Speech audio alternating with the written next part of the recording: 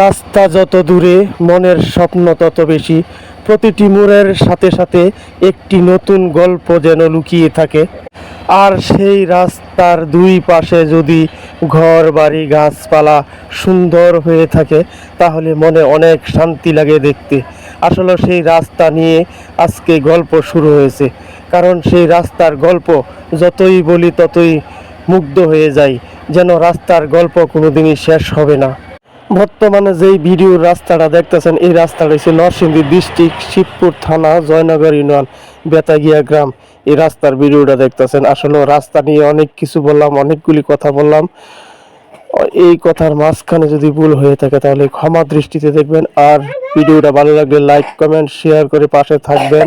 সবসময় এই ধরনের নতুন নতুন ভিডিও দেখতে হলে পেজটাকে ফলো করে দিবেন।